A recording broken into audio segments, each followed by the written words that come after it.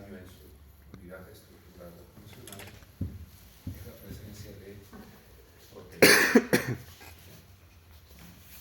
Entonces, primero vamos a hablar sobre la proteinuria. En condiciones fisiológicas, los seres humanos eliminamos una cierta cantidad de proteínas. Y estas proteínas varían dependiendo mucho a la edad que tengamos. Por ejemplo, los neonatos, o sea, los primeros 28 o 30 días de vida, la cantidad de proteínas que eliminan es alrededor de 12 miligramos metro cuadrado hora. Ya posterior a los 28 días y hasta los 18 años, la cantidad de proteínas que eliminamos tiene que estar en un rango inferior, menor o igual a 4 miligramos metro cuadrado hora. ¿Bien? El origen de la proteinuria es diverso. Se puede originar aquí por el daño glomerular, puede ser secundario al daño tubular, puede ser secundario a una sobrecarga de producción de proteínas y, por último, poco estudiado, es la proteinuria postinflamatoria, o la que es de origen de la vía urinaria. ¿Bien? Las causas de la proteinuria son muchas, miles. Podemos tener ahí proteinurias que son secundarios a una glomerulopatía primaria y es responsable en edad pediátrica del 70 al 90%. La glomerulopatía secundaria en un 10 a un 30%. En esta clase vamos a abordar sobre todo las glomerulopatías primarias y específicamente la enfermedad de cambios mínimos. Hay diferentes maneras de cuantificar la proteinuria. ¿Ya?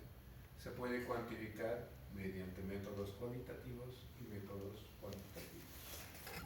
Por los métodos cualitativos se realiza a través de que la orina se pone en contacto con una tira reactiva y ese contacto hace que cambie de color la tira reactiva. Y dependiendo del color podemos tener una cruz, 2, 3, 4 u otras.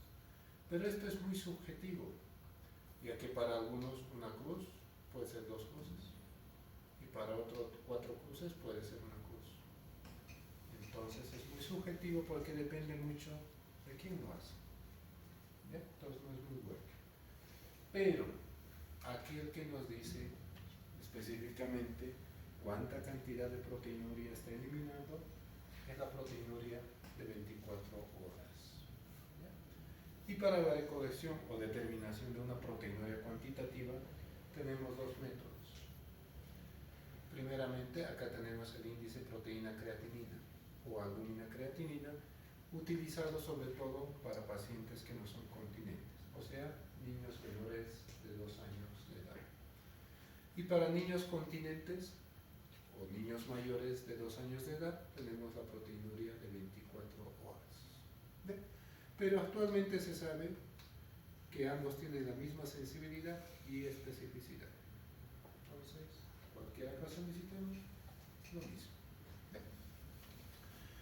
Dependiendo cómo tú tomaste la muestra, ya sea por orina de 24 horas o una muestra única, la cantidad de proteínas en la orina varía. Por ejemplo, ahí tenemos lo normal que habíamos mencionado, ¿no? Menor a 4 miligramos metro cuadrado hora en una orina de 24 horas. Y a un índice, eso equivale a una proteinuria, proteína creatinina, menor o igual a 0,2 miligramos sobre miligramos. La proteinuria significativa hace referencia a la proteinuria que oscila de 4 a 40 miligramos metro cuadrado hora. Y en una muestra única de orina, proteinuria de 0,2 a 2 miligramos. Y la proteinuria nefrótica, mayor o igual a 40 miligramos metro cuadrado hora, o un índice de proteína creatinina mayor a 2 miligramos. ¿Ya? Entonces, cuando ustedes vean una proteinuria por encima de 4, hay que estudiar de por qué está eliminando proteínas. Porque muchas enfermedades, por ejemplo, la diabetes, ¿cómo se manifiesta cuando hay daños renales? ¿Cómo es? Hipertensión, ¿cómo es? Daños renal, una vez que se recupera, presenta esto. Entonces, toda proteinuria mayor a 4 es patológico y hay que determinar la causa. Y algo muy importante es que Mientras más proteínas eliminen por la orina, más rápido se deteriora el riñón. Y recuerden que la proteinuria no duele, no molesta. Entonces, por eso, la mayor parte de los pacientes que tienen enfermedades sistémicas llegan en etapas donde la función renal ya está totalmente disfuncional y ya no se puede hacer. Muy bien. Entonces, el síndrome nefrótico es una patología prevalente de edad pediátrica. Y específicamente vamos a hablar de esta célula que ven acá. Este pulpo es un porocito. ¿Ya? Y cuando hay daño de esto, aparece esto. ¿Y cómo se manifiesta? Así. ¿Ya?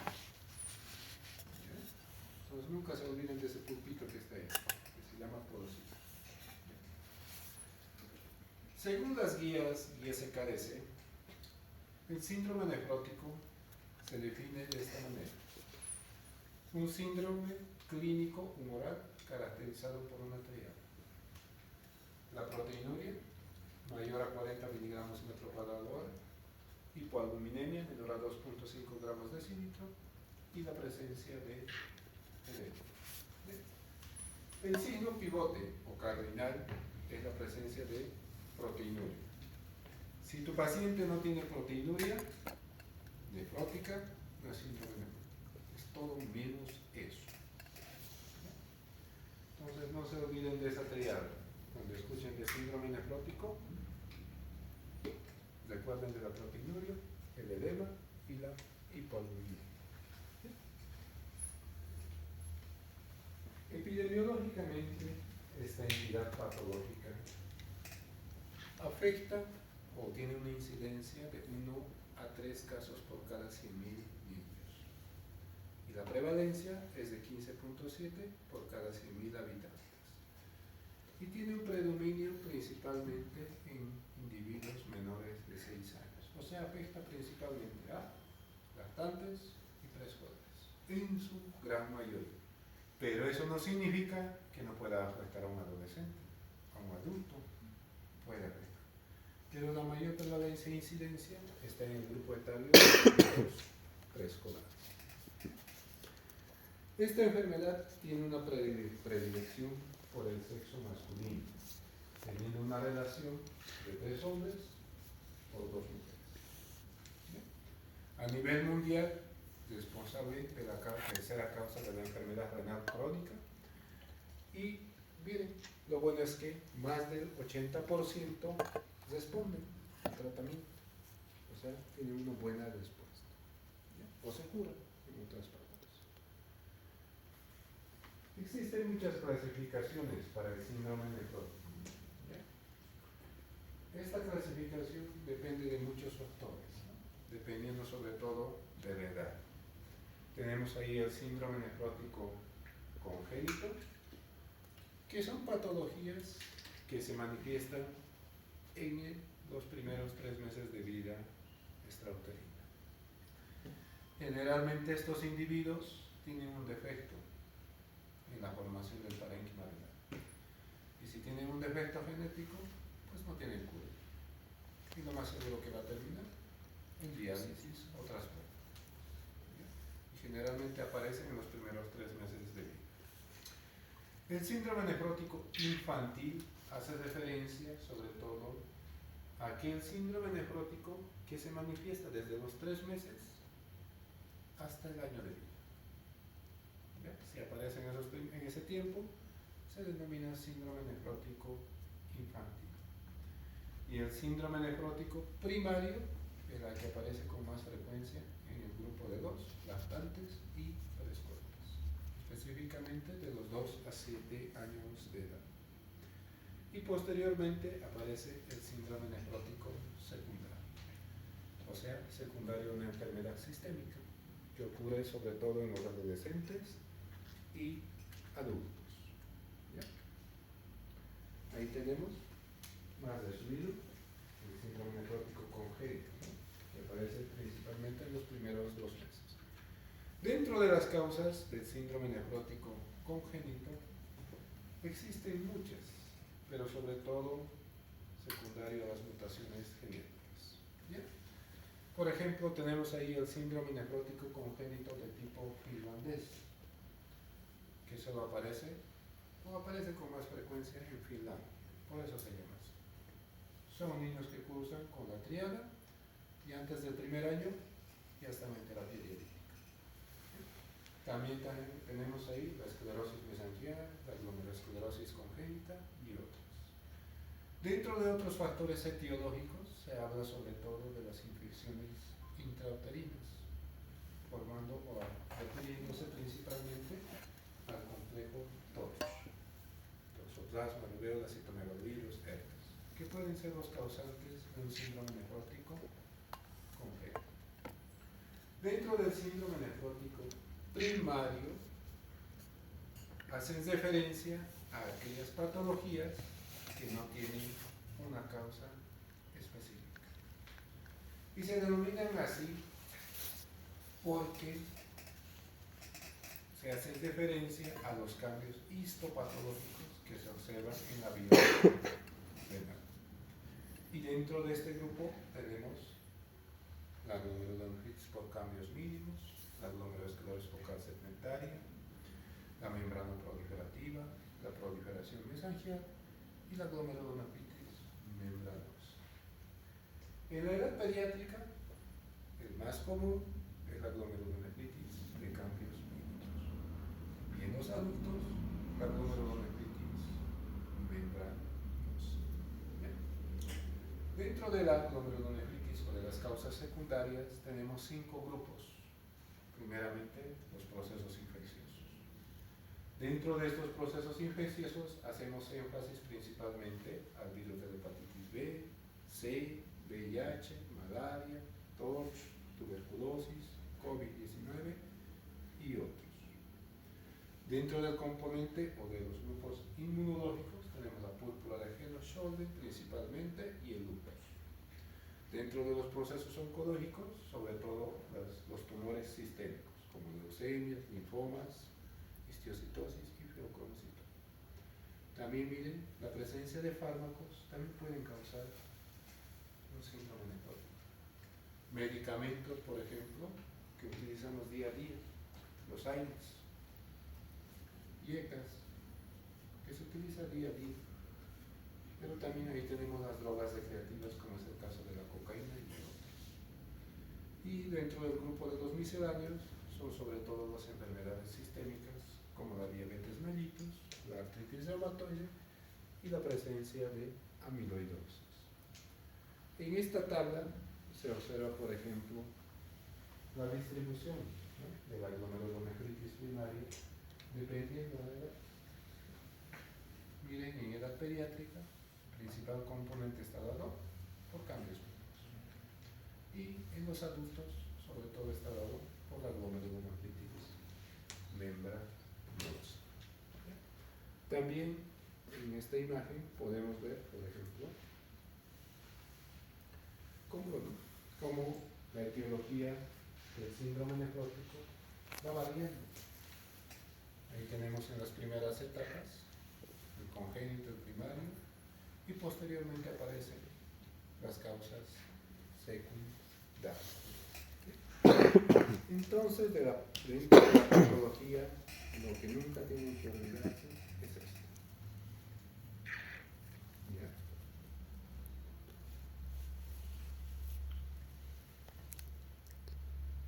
Esta imagen que ven es una imagen microscópica del capilar glomerular, ¿ya?, que tiene su arteriola aferente y tiene su arteriola eferente.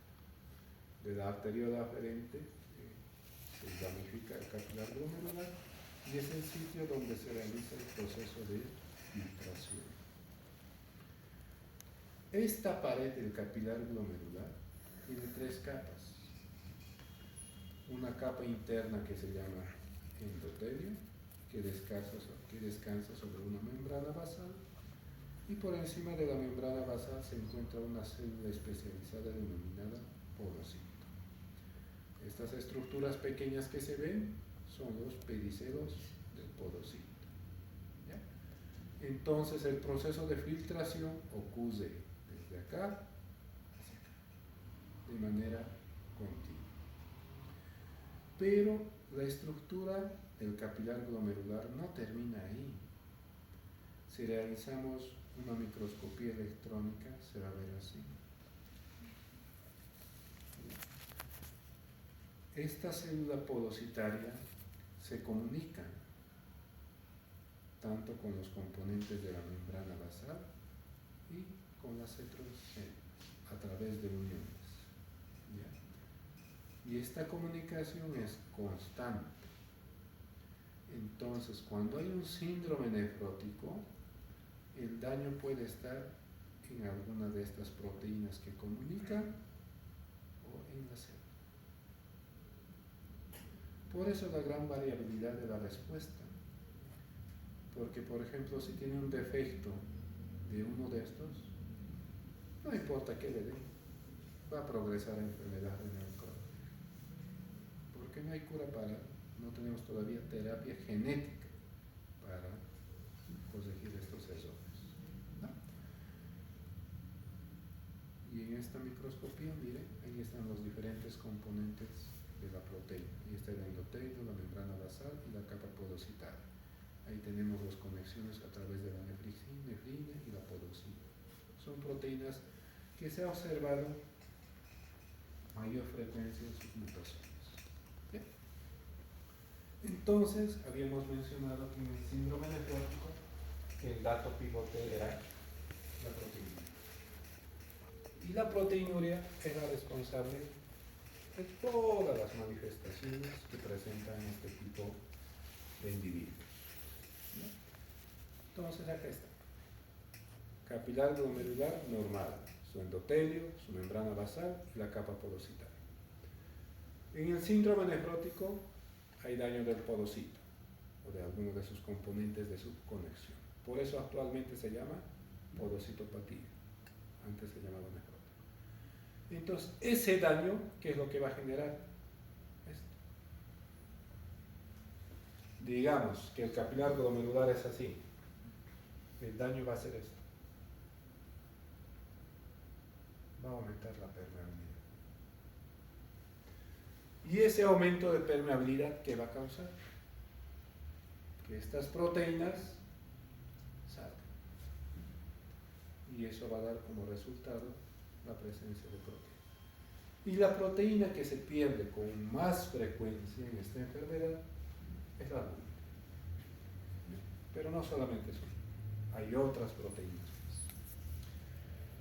En esta imagen fotográfica se puede evidenciar, por ejemplo, este es un podocito normal, donde tiene sus pedicelos que son delgados y todo eso.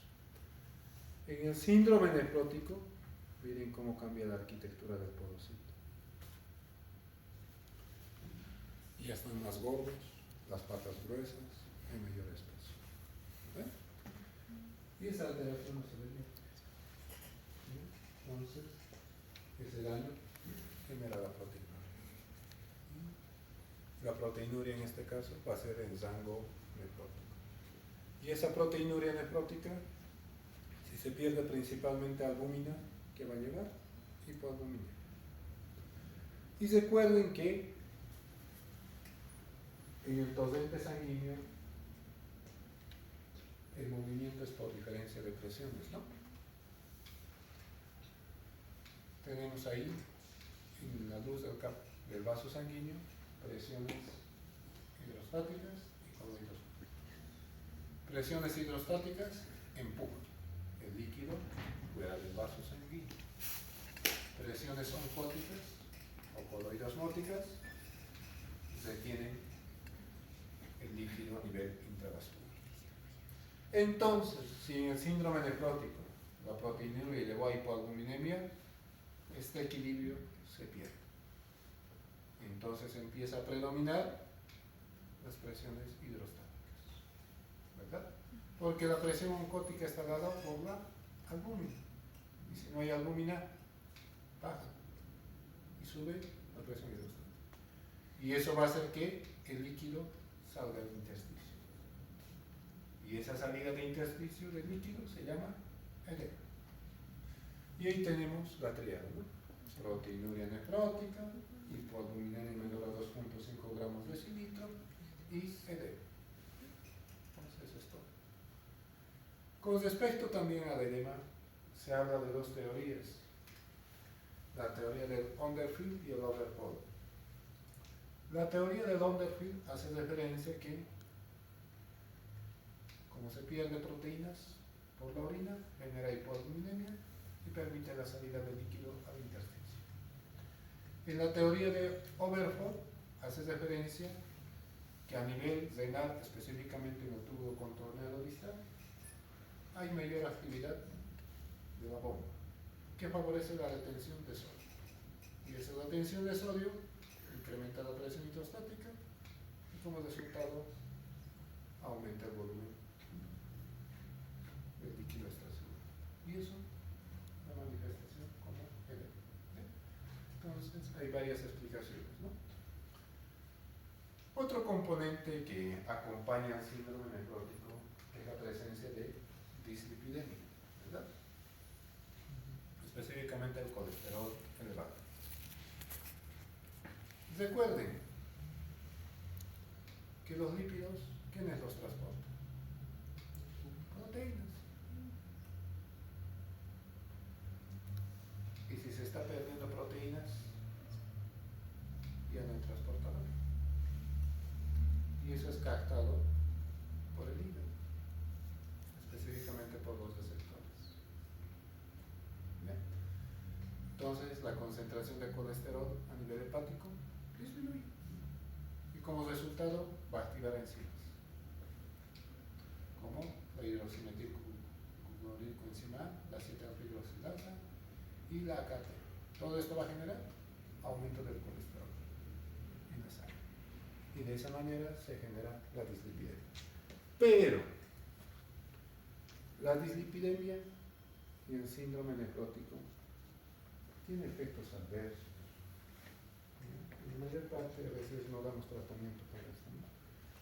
Pero la presencia de dislipidemia en el cuerpo, una vez en el torrente sanguíneo, se distribuye en todo el cuerpo. Y el riñón no es la excepción. Entonces, los lípidos llegan al capilar glomerular, se filtran, son reabsorbidos en el túbulo contorneado proximal y después posteriormente se saturan de lípidos y posteriormente se desprenden. Y ese desprendimiento de células cargadas de lípidos va a dar origen a los cilindros grasos, o lo que antes se describía mucho en la literatura, ¿no? La presencia de lipiduria. Esa es la explicación. Pero esto no solamente ocurre acá, también ocurre en el corazón, pulmón, en todo el organismo. Y la persistencia de dislipidemia favorece el daño cardiovascular. ¿Ya? Entonces, se tiene que dar tratamiento. ¿Cómo llegan estos pacientes? ¿Por qué le entran los pacientes con síndrome nefrótico? Porque la proteinuria no duele, ¿no? Y molesta. Podemos vivir años y años con proteinuria. El principal motivo por el cual llegan estos pacientes son por eso. El edema. No llegan por otra cosa. Y el edema en esta enfermedad aparece inicialmente en los tejidos laxos, como ser párpados, el escroto y en el caso de la mujer, la vulva. Inicialmente. Y posteriormente se generaliza. Nuestro paciente puede llegar tal vez con edema leve, bipalpebral, o llegar en esto. Pero la mayor parte de los pacientes llegan en esto. Otro dato que ellos mencionan sobre todo es que han disminuido el volumen renal. Ya no orina mucho. Toma agua, pero ya no orina mucho. Un porcentaje pequeño es normal. Y uno que otro paciente, o en este caso familiar observador, dice, está haciendo con burbujas la orina. Es un dato. Pero no todos, ¿no? Sobre todo aquellas mamás que son muy observadoras, ellos sí les van a decir. Pero los demás, edema, nada más. ¿Bien? Entonces el edema puede ser desde un edema leve hasta una nasal. Entonces puede llegar en cualquier momento. Refieren que la presencia de hipoalbuminemia puede dar datos de astenia, adinamia, cansancio, gluconemia. Pero es muy subjetivo, ¿no? Si te vas llenando de agua, si se va llenando el pulmón, desgame pleural, si el corazón trabaja con más agua, empieza a presentar falla cardíaca y ya va a empezar a presentar síntomas de la afección de otros órganos.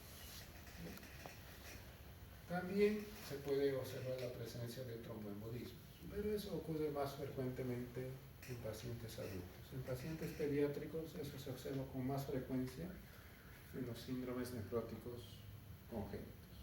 ¿Bien? La presencia de dislipidemia puede generar acumulación de lípidos en la piel, lo que se llama santomas eruptivos o santeresmo. Pero eso no ocurre de manera inmediata. Ocurre principalmente en aquellos pacientes que tienen síndrome nefrótico, que no se han podido curar y están años y años y años con la enfermedad. En esos casos sí. Pero en un paciente que está debutando por primera vez, no. ¿Bien? Y la orina es espumosa. Ahí está la orina. Se puede ver así. ¿Bien? Y el otro dato del edema es este. Algo muy importante que hay que recordar con respecto al edema es cómo es el edema del síndrome nefrótico. Porque recuerden que hay edema cardíaco, renal, hepático, linfático. Y cada edema tiene sus características propias, ¿verdad? Por ejemplo, el edema cardiogénico, ¿cómo es? ¿O cómo lo vamos a distinguir? Porque edema hay que pensar en corazón, riñón, hígado, ¿verdad? Porque todo eso puede causar edema. Y entonces, ¿cómo lo van a diferenciar ustedes? Esto es del corazón, riñón, hígado y esto es linfático. Tienen que aprender a ver cómo se diferencian. Porque no a todo edema le vamos a decir síndrome nefrótico, ¿verdad? ¿O no? La característica del edema del síndrome nefrótico es que es un edema blanco. ¿Qué significa? Significa que puede ser el signo de la fobia o godea. ¿Qué es esto? Y el edema no varía, ni de noche igual. No va a cambiar. Entonces, inicialmente este edema puede aparecer ahí. Pero si se va llenando el corazón o dirá el pulmón, desgame pleural. Si se va llenando de agua en el abdomen, así. Entonces, todo es agua, ¿no? Secundario a la proteína. Laboratorios podemos solicitar, pero todos los laboratorios que tendríamos que solicitar depende mucho de qué es lo que estamos buscando. ¿Qué estás buscando? ¿Verdad? No pedir todo, pídelo. No. El hemograma lo solicitamos sobre todo para ver por qué en la literatura se reporta que puede haber un antecedente de un proceso infeccioso. Entonces, si hay ese antecedente, va a haber la fórmula blanca elevada. Si hay pérdida de líquido al intersticio, la sangre se concentra y eso va a hacer que suba hemoglobina, hematocromo. Recuerden que parte de la inflamación forma las plaquetas, ¿verdad? Entonces, plaquetosis. Entonces puede haber estas alteraciones, tendrán que buscar en el síndrome nefrótico. La función renal, dependiendo del momento en que llegue su paciente, puede estar normal o ya alta. Obvio que vamos a pedir la albúmina, ¿no? La albúmina va a estar baja, el colesterol ya vimos que va a estar elevado y también el LDL. Y los electrolitos puede verse la presencia de alteraciones sobre todo en el sodio y en el calcio. Para corroborar la proteinuria, ¿qué vamos a hacer, dijimos? ¿Esto, no? examen general de orina inicial. Y ahí vamos a ver las crucecitas. 3, 4, 5, 10 cruces, las cruces que quiera. Que va a denotar proteinuria. Y para ser más precisos y exactos, vamos a pedir ya sea la proteinuria de 24 horas para buscar este parámetro, mayor a 40 miligramos metro cuadrado, o 50 miligramos kilogramo día. Y el índice de proteína creatinuria mayor a 2. Y ya con eso ya tienes el diagnóstico. Ya tienes la triada de pacientes que llega renatizado con el laboratorio con albúmina baja y en el examen de orina ves proteína. Y ya está el diagnóstico. Sencillo. Entonces, pero para hablar de síndrome nefrótico tiene que cumplir este requisito. Si tu paciente tiene edema, hipoalbuminemia, tiene proteinuria pero de 30, no es síndrome nefrótico, es todo menos eso. Y hay que estudiar qué es. Algo que me olvidaba es que, por ejemplo, ¿de dónde sale estos? Otra definición de esto es 50 miligramos kilogramo día. ¿De dónde creen que sale eso? Estas definiciones. Recuerden que en el síndrome nefrótico del adulto, como decimos, proteinuria nefrótica mayor a 3.5 gramos o 3.500 miligramos. Si dividimos eso entre 70, ¿cuánto sale? A ver.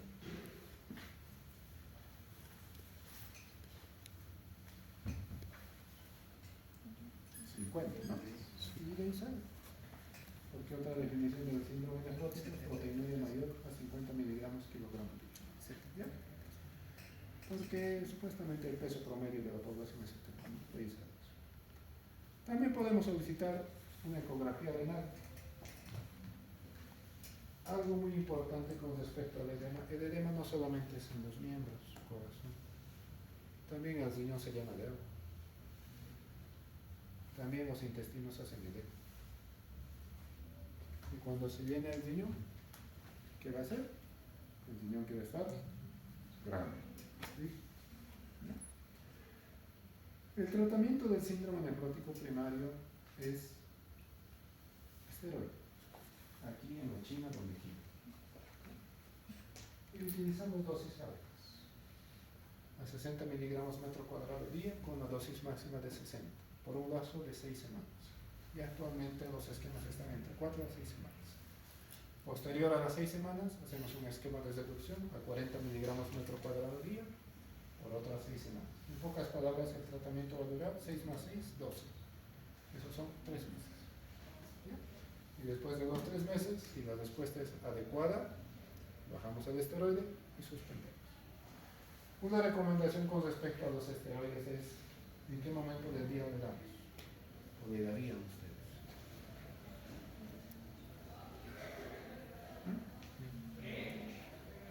¿Qué?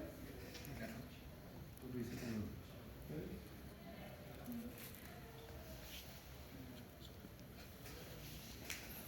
¿El cortisol en qué momento del día se secreta más? Entonces, nosotros simulamos el efecto fisiológico. Damos en la mañana. La recomendación es dar en la mañana. Si dan en la noche, el niño no duerme, está irritable, llora y llora y llora. Y nunca más vuelve. Miren, ahí está. La mayor parte de los síndromes nefróticos, según la ISKDC, son córticos sensibles. ¿Qué significa? Que con el tratamiento se cura. Pero hay ese pequeño porcentaje, ¿no? 20, 15%, que no se espera. Y ese es el que trae grandes problemas. Estos términos salen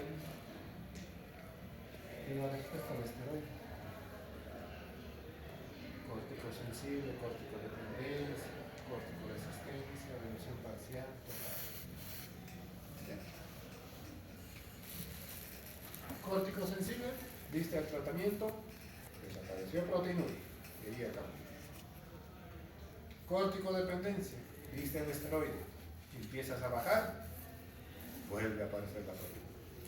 O terminaste el tratamiento, 15 días pasó, y vuelve a aparecer la placa. Eso significa que depende del esteroide. Córticos resistentes. Le diste la proteinuria, o diré la prednisona, y la proteinuria sigue igual. Córticos resistentes. Remisión parcial significa que no respondió completamente. La proteinuria persiste, de 4 a 40. Y la remisión total, proteinuria menor a 4, o índice de proteína menor a 0,2 y albúmina mayor a 3,0. O sea, en pocas palabras, remisión total significa que está curado tu paciente. ¿Bien? ¿Y para qué nos sirve conocer estos términos? Para esto. En edad pediátrica tenemos indicaciones precisas de decir, a este voy a hacer biopsia, a este no. Y eso son estos. La corticodependencia, corticoresistencia, recaída frecuente, porque el síndrome nefrótico haya reportado con hipocomplementemia, todo menor a 1 año se biopsia, mayor a 12 años también. Y el deterioro progresivo de la función renal, que no se sabe. Esas son las indicaciones para hacer biopsias renal en edad pediátrica. Y como cualquier enfermedad, se complican, ¿no? Todo se complica. Y las complicaciones se deben a esto. Pérdida de proteína. Porque recuerden que las inmunoglobulinas, ¿qué son? Proteínas. Los factores procoagulantes o anticoagulantes, ¿qué son? Proteínas. Los transportadores de hormonas, ¿qué son? Proteínas. Entonces, todo es secundario a la pérdida de proteínas. Se pierde proteínas, se pierde. Y ahí está. El por qué estos pacientes tienen más riesgo de infecciones. Por esto, miren, pierden IgG, pierden complemento. Y recuerden, ¿para qué sirve esto? El complemento C350 para ozonización. ¿Y qué es la ozonización? Ahí está la bacteria, lo envuelven para que la bacteria se lo coma más rápido. O diré los anticuerpos o linfocitos. Entonces, si no hay ese proceso,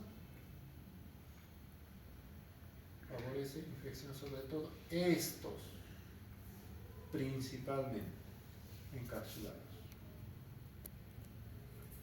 Entonces, dentro de nuestro esquema hay una vacuna que nos protege con eso, ¿no? ¿Cuál era?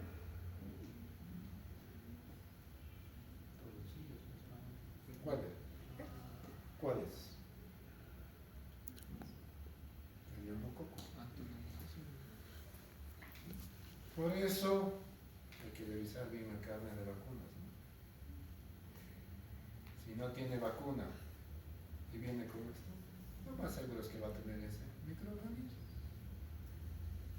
¿No? Pero eso no significa que puede ser el único, es el más frecuente, pero hay otros. ¿No? Y miren, ¿qué va a causar? Principalmente cuando caminamos durante todo el día, siempre nos golpeamos el pie, ¿verdad? Este paciente también camina, ¿no?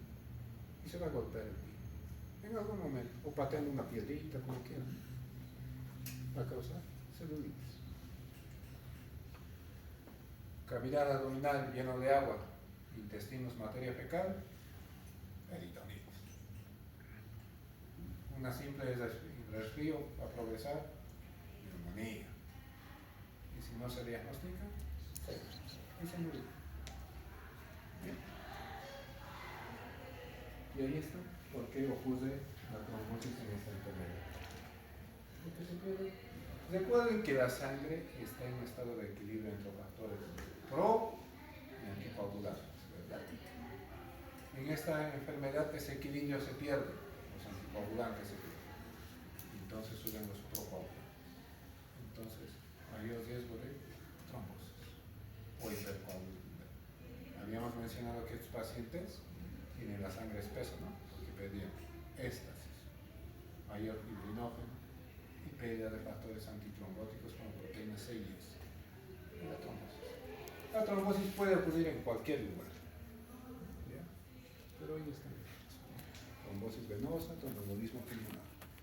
Y en aquellos síndromes nefróticos congénitos, la trombosis ocurre con más frecuencia a nivel de cavidades cardíacas o a nivel del sistema nervioso central. Otros, ahí tenemos la anemia, hipovolemia, falla renal y otros. También recuerden que la dosis de esteroide que estamos dando no es una dosis pequeña, es una dosis bien alta, 60 miligramos, es alta, y eso va a causar complicaciones. Ahí tenemos el síndrome de Cushing principalmente. Y cualquier esteroide cuando se toma a dosis elevadas y de manera más larga como son 3 meses, hipertiroidismo, o diré hipertensión, osteoporosis, cataratas, riesgo de infecciones y otros. Estos otros medicamentos también los utilizamos, pero tienen indicaciones precisas como ser la ciclosporina, el diclofenolato y otros. No corresponden a eso. Pero también utilizamos como parte del manejo del síndrome nefrótico. ¿Preguntas o dudas?